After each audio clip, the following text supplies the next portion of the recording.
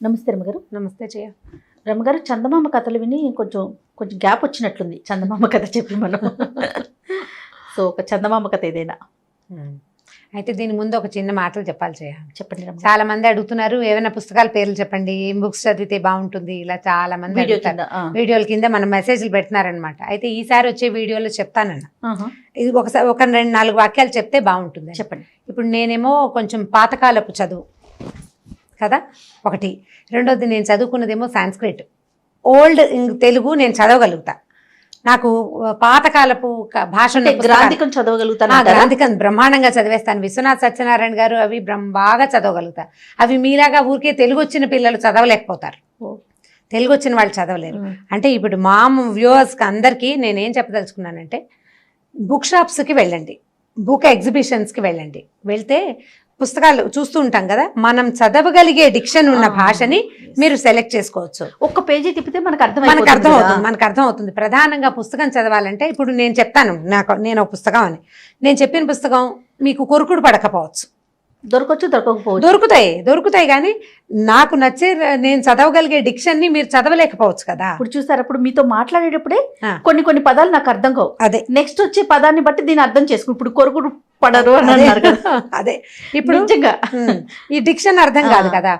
Taste వేరు, మా taste వేరు, భాష రెండు తేడా ఉంటాయి. ఇప్పుడు నేను చదివే పుస్తకాలు అంటే, నేను ఎంత పాత రైటర్స్, విశ్వనాథ్ సత్యనారాయణ గారు, మీకు పేర్లు కూడా తెలియదు, ఒక 10 పేర్లు చెప్పేస్తా. వీటిలలో ఏదైనా మీరు చదవగలిగి ట్రై చేస్తే చూడండి. అదర్వైజ్ నా సలహా ఏంటంటే, బుక్ షాపులకి వెళ్ళడము, బుక్ ఎగ్జిబిషన్స్కి వెళ్ళటము, రకరకాల పుస్తకాలు చూస్తే మీరు పేరు చూసి మనం పేజీలు తిప్పి మనం చదవగలమా అని అర్థం చేసుకుని ట్రై చేస్తే బాగుంటుంది. ఇప్పుడు నేను నా ఫేవరెట్ రైటర్స్, నేను ఎక్కువగా చదవడానికి ఇష్టపడేది విశ్వనాథ్ సత్యనారాయణ గారు, మల్లాది రామకృష్ణ శాస్త్రి గారు, పురాణం ఈయన చెప్పాను కదా శ్రీపాద సుబ్రహ్మణ్య శాస్త్రి గారు, ఇవి ఎప్పటివో భమిడిపాటి రామగోపాలం గారు, కొడవగంటి కుటుంబరావు గారు. వీళ్ళ పేర్లు కూడా మీకు తెలియదు, అసలు ఈ తరం వాళ్ళకి కొంతమంది తెలియదు. మీతో ఎక్కువ కనెక్ట్ అవటం వల్ల కాళీపట్నం రామారావు గారు, తర్వాత బీనాదేవి, రావిశాస్త్రి గారు, రాచకొండ విశ్వనాథ్ శాస్త్రి, రావిశాస్త్రి అంటారు. ఆ రావిశాస్త్రి గారు, బీనాదేవి గారు, వీళ్ళిద్దరు నాకు చాలా ఇష్టం. ఈ ఇద్దరు కథలు బాగుంది. పురాణం సుబ్రహ్మణ్య శర్మ గారు, ఇంద్రగంటి శ్రీకాంత్ శర్మ గారి కథలు కూడా కొన్ని నచ్చినాయి నాకు. శ్రీరమణ గారు, ఈ శ్రీరమణ గారు బాగా ఫేమస్ ఇటీవల కాలంలో, అంటే ఎప్పుడు ఫేమస్, ఎవరు సాహిత్య ప్రియులకి ఎప్పుడు వారు హాట్ ఫేవరెట్ గానే ఉంటారు. మిథునం సినిమా చూశారు మీరంతా. సో ఈ మిథునం కథ రాసింది శ్రీరమణ గారు. వారిది బంగారు మురుగు, ధనలక్ష్మి కథలు కూడా చాలా ఎక్సలెంట్గా ఉంటాయి. ఈసారి ఎప్పుడైనా వారిదే స్వయంగా పర్మిషన్ తీసుకుని యూట్యూబ్లో ఒకసారి చెప్తానండి, నేను అడిగి అప్పుడు చెప్తాను ఆ 2 కథలు. మిథునం కథ ఎంత బాగుంటుంది, అద్భుతమైన కథ. ఇప్పుడు శ్రీరమణ గారి కథలు చాలా మంచి కథలు ఉన్నాయి. అట్లా ఇలా చాలా మంది ఉన్నారు. ఇవి కాకుండా నేను పేర్లు చెప్పని వాళ్ళు వారంతా నన్ను క్షమించాలి, ఎంత మంది ఉన్నారో. కానీ ఇందులో లేటెస్ట్ కథలు అంటే మనకి చాలా సరదాగా ఉండి కాలక్షేపంగా అనిపించే కథలు కూడా నేను చాలానే చదువుతాను కానీ అది నాకు బుద్ధిని పట్టేసుకోవన్నమాట. అవి చదివి వదిలేస్తారు, కాసేపు కాలక్షేపానికి చదువుతాను. అలా కాలక్షేపానికి ఆసక్తిగా చదివి ఎద్దనపూడి సులోచనారాయణ గారు కానీ, ఎండమూరి వీరేంద్రనాథ్, వీళ్ళిద్దరు కాకుండా మల్లాది వెంకటకృష్ణమూర్తి గారి కథలు చాలా ఇష్టం. అందులో ఆలోచింపచేసే కథలు వీళ్ళందరివి ఉన్నాయి. ఈ పాతకాలపు భాష నాకు ఇష్టం అనమాట. వీళ్ళందరూ కూడా ఆలోచింపజేసే కవులే, రచయితలే, అసలు కాదనడానికి వీలే లేదు. ఇప్పుడు ఇలా కనుక లేటెస్ట్ వాళ్ళు చూస్తే మధుబాబు గారి నావెల్స్ కూడా చాలా ఇష్టం నాకు. కాసేపు కాలక్షేపానికి చదువుకోవడానికి బాగుంటుంది. ఇప్పుడు ఆలోచింపజేసే కథలు, కొన్ని ఆత్మని పట్టి వదలని కథలు, ఒక్కొక్క రచయిత వాళ్ళ కథలో ఉన్న భావం అన్ని ఎలా పట్టేస్తుంది అనమాట. కొంతమంది పట్టుకుంటారు. ఇప్పుడు ఎవరిని పట్టుకుంటారో తెలియదు. నేను ఇప్పుడు 20 పేర్లు చెప్పాను. వీళ్ళల్లో ఎవరి కథలు, ఇవి కాకుండా ఇంకా అబ్బూరు ఛాయాదేవి గారి కథలు, అవి బాగుంటాయి. అన్నిట్లలో చిన్న కథల్లో ప్రతి కథ చాలా బాగుండే కథలేమో నాకు ఇష్టం. భమిడిపాటి రామగోపాలం గారి కథలు, ఇట్లు తమ విధేయుడు అనే పేరుతోటి ఒక పుస్తకం ఉంది. లేటెస్ట్ భాష అంటే మరి పురాతన భాష కాదు, కొంచెం భావాలు ఒక తరం వెనకవి, అంటే నా తరం భావాలు అయి ఉంటాయి బహుశా. అవి ప్రయత్నం చేసి చూడండి. కానీ అంటే మేము చదివే ఫ్లో మీరు చదవగలుగుతారు. ఇవన్నీ లైఫ్ కి, జీవితానికి దగ్గరగా ఉండే విషయాలు, మనకు నచ్చాలి కదా. నా టేస్ట్ ఇది. సో వీటిలో నుంచి మీరు ఏదైనా సెలెక్ట్ చేసుకోండి. నేనైతే పుస్తకం చూసి మనం చదవగలమా లేదా అనేది డిసైడ్ చేసుకుని చదువుకోవాలని నేను చెప్తాను. తప్పకుండా. ఓకే, అయితే ఈ చందమామ కథ చెప్పాలి కదా. ఒక ఊళ్ళో ఏమనాలంటే, ఇది ఒక కుబేర రాజ్యం అనే ఒక రాజ్యం. ఈ రాజ్యంలో ఒక పెద్ద వాగు ఉండేదట, చాలా పెద్ద వాగు. సంవత్సరం అంతా నీళ్లు ఉండేవి అందులో, ఎక్కడి నుంచో పైనుంచి నీళ్ళు వచ్చేవి, ఏడాదంతా ఉండేది. కాకపోతే ఈ వాగు లక్షణం ఏంటంటే అది ఏటా 40 మంది దాంట్లో మునిగి చనిపోయేవారు. 40 ప్రాణాలు ప్రతి సంవత్సరం. మనుషులు కానీ, గొడ్లు కానీ, కుక్క కానీ, పశువు కానీ ఏదైనా సరే, ఆవు దూడ వెళ్ళాయనుకో దూడ పోవటం. ఆ వాగే మనుషుల్ని లాగేసుకుంటుందని చెప్పుకునేవాళ్ళు. కానీ ఏటెళ్ల కాలం నీళ్లుండేవి, తీయటి శుభ్రమైన చక్కటి మంచినీళ్ళు. ఎప్పుడూ దానికి ఎడతెరిపి లేని ప్రవాహమే ఉండేది. పిశాచి వాగానే వాళ్ళ దాన్ని, ఎందుకంటే పిశాచం అది మనుషుల్ని తినేస్తుంది.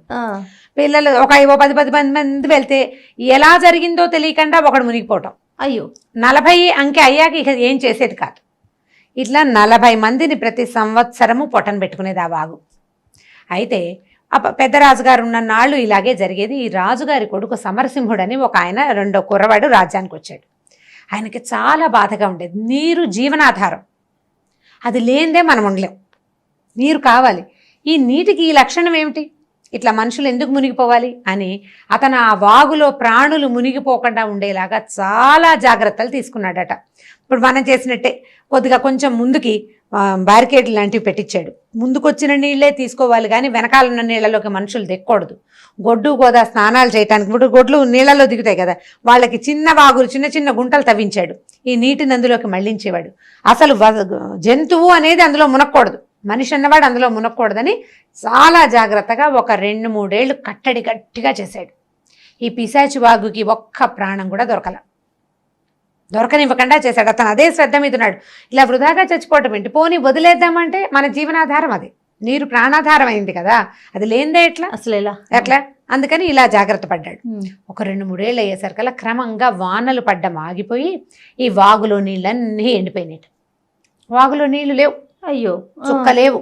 కటకటలాడిపోయారు ప్రజలు నీళ్లు లేక. ఏదో అక్కడ ఇక్కడ దొరువులు గిరువులు తవ్వుకునే వాళ్ళు. ఇంత పెద్ద వాగు నీటికి అలవాటు పడ్డ జనం ఆ చిన్న చిన్న దొరువులతోటి సంతృప్తి పడలేకపోయారు. ఆ తర్వాత పొలాలు పంటలు లేవు, గొడ్లు మనుషులు అల్లాడిపోయేవారు. ఏం చేయాలో తెలియలేదు రాజుకి.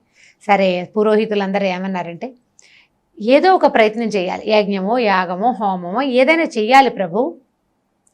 ఈ పిశాచి వాగులో నుంచి నీళ్లు రావడానికి ఏం అడ్డం పడిందో తెలియదు, నీళ్లు రావటం లేదు, వానలు లేవు. వాన లేకపోతే వాగులు వంకలు నిండవు కదా, వానల వల్లే కదా వాగు వంక నిండేది. సరే, ఈయన ఏం చేశాడు, ఆలోచించాడు, ఏవో హోమాలు చేశాడు, యజ్ఞాలు చేశాడు, ఖర్చు అయింది కానీ వాన రాల, నీళ్లు లేవు. అయితే ఒకనాటి మధ్యాహ్నం పూట ఆయన నడుచుకుంటూ, ఒక సేవకుడు ఛత్రధారి అనమాట, వెనకాల గొడుగు పట్టుకుని వచ్చేవాడితో కలిసి అలా నడుచుకుంటూ వెళ్తే ఈ వాగు వైపుకి ఆయన కాలు దారి తీసింది. ఈ వాగు ఎగువ నుంచి వాగు వస్తోంది కదా, పైనుంచి వస్తుంది, ఆ పై ఎత్తుకి నడవడం మొదలుపెట్టాడు. వాగు వైపుకి, వాగు పక్కన ప్రవాహం వచ్చేది ఒక దారి కనపడుతుంది కదా, అటు ఇటు గట్లల్లే ఉంటాయిగా, ఈ గట్టు మీదకి ఎక్కడం మొదలుపెట్టాడు. ఆ ఛత్రగ్రాహకుడు కూడా వెనకాల ఛత్రం పట్టుకున్నాడు, వాడు కూడా ఈయన వెనకాల పడి నడిచాడు. కొంత దూరం వెళ్ళాక వాడు ఎక్కలేక ఎగశ్వాస వస్తుంటాడు. రాజు గొడుగు లేదన్న ధ్యాస కూడా లేదు. ఈ నీటి సమస్య ఎలా తీర్చాలి, ఈ ప్రజలు అల్లాడిపోతున్నారని ఆ దిగులతోటి ఆయన తన నెత్తి మీద గొడుగు లేదన్న ధ్యాస కూడా లేదు. అట్లా ఎక్కి ఎక్కి ఎక్కి ఎక్కి కొండ శిఖర దాకా వెళ్ళిపోయాడు. ఓకే, వెళ్ళాక అప్పుడు ఆయనకి తెలిసింది ఏంటంటే, వాగు ఎక్కడి నుంచి బయలుదేరుతుందో తను అక్కడ నుంచున్నానని తెలిసింది. అంత పైకి ఎక్కేశాడు, అంత ఆలోచనలో ఉన్నాడనమాట. అప్పుడు ఆ వాగును చూసారు, బాగా దుఃఖం వచ్చింట. అంతా ఎండిపోయిన చారికలు, నీరు ప్రవహించిన ప్రాంతాలు ఎలా ఉంటాయి, నొక్కుకుపోయి అక్కడ ఉన్న రాళ్ళని నున్నగా అయిపోయి గీతలుగా అంత తమాషాగా ఉంటుంది. అంటే పరివాహక ప్రాంతం ఒక డిఫరెంట్ లుక్ లో ఉంటుంది. ఆయన అక్కడ చూసి గట్టిగా ఎలుగెత్తి ఏడ్చేట ఆయన. అయ్యో నా ప్రజలంతా ఇట్లా అయిపోతున్నారు, ఎంతో జాగ్రత్త పడ్డాను, నీ నుంచి నా ప్రాణాలను రక్షించుకున్నాను అనుకున్నాను, ప్రాణుల్ని, కానీ నువ్వే లేకుండా పోయావు, నేనేం చేయను, ఇప్పుడు నా ప్రజలంతా మాడిపోతున్నారు, ఏం చేయాలో తెలియటం లేదు అని ఓహమని ఏడ్చాడు. ఆయన కన్నీళ్ళు ఇట్లా ధారగా గారి ఆ రాళ్ల మీద పడుతున్నాయట. అయ్యో ఎవరు లేరు, రాజుగారు ఎవరైనా ఉంటే కొంచెం గంభీరంగా ఉండి ఏడవకుండా ఉండేవాడు. ఆఖరికి గొడుగు పట్టుకున్న వాడు కూడా లేడు, పైకి ఎక్కేశాడు కదా. ఓ అని బాగా వెక్కిళ్ళు పెట్టి పెద్దగా ఏడ్చేశారు కల్లా. అవి ఒక ఆవిడ అలా ఆవుగా మోటుగా, తర్వాత ఏమో ఒక ఇంచుమించు ఒక రాక్షసి టైపులో ఉన్న ఒక ఆడ మనిషి వచ్చింది అక్కడికి.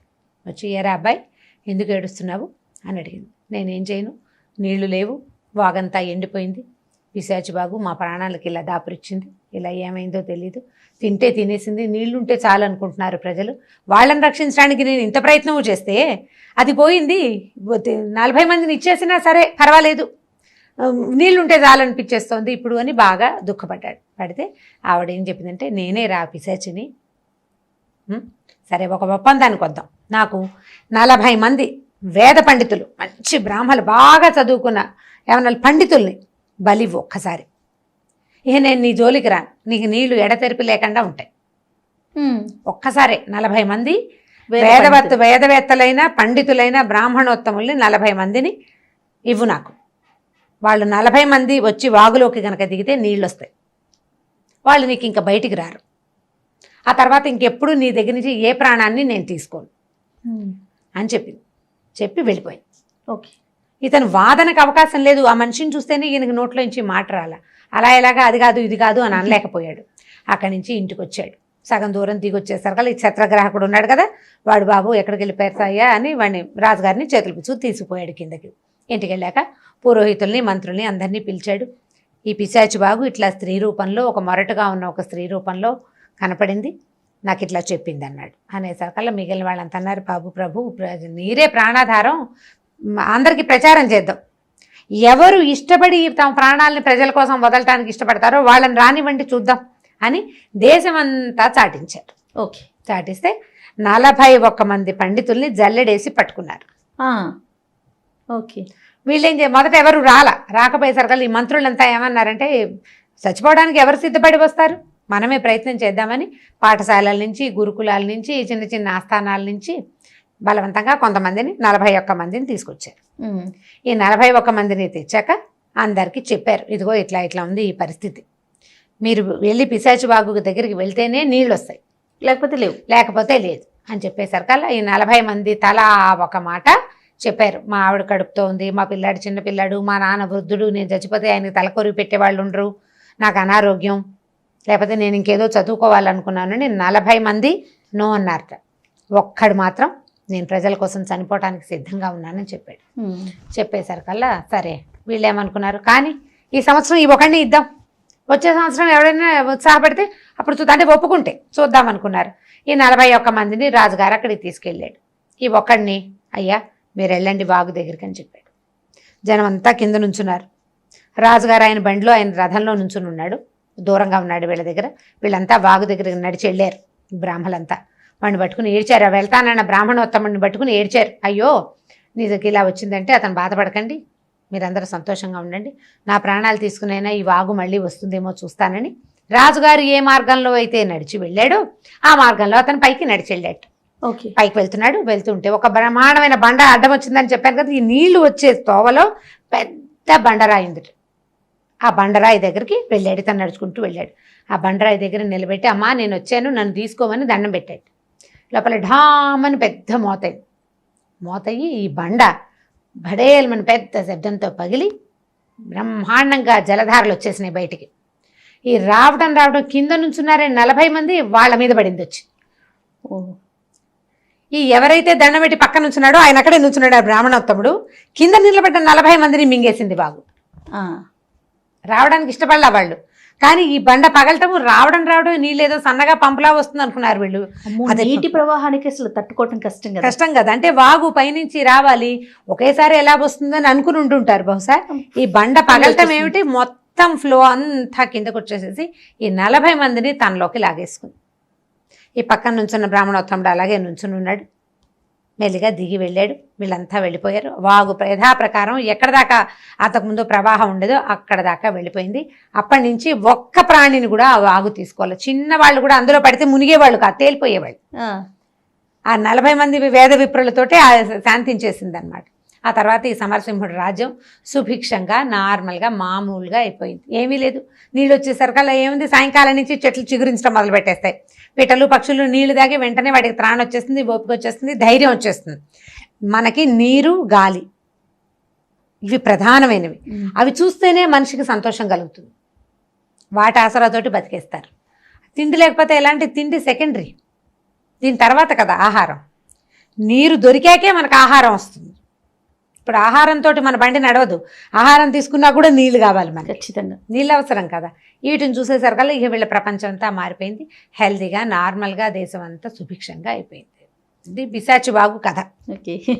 చందమామ కథ చందమామ కథ. చాలా బాగుంది రమ్మగారు, పిల్లలకి చెప్తానికి కూడా బాగా ఇంట్రెస్టింగ్ అనిపిస్తుంది. అవును, థ్యాంక్ యూ సో మచ్ అండి. Okay sir. ఈ వీడియో కనుక మీకు నచ్చినట్లయితే లైక్ చేయండి, షేర్ చేయండి. మరిన్ని వీడియోస్ కోసం మా ఛానల్ని సబ్స్క్రైబ్ చేసుకోండి.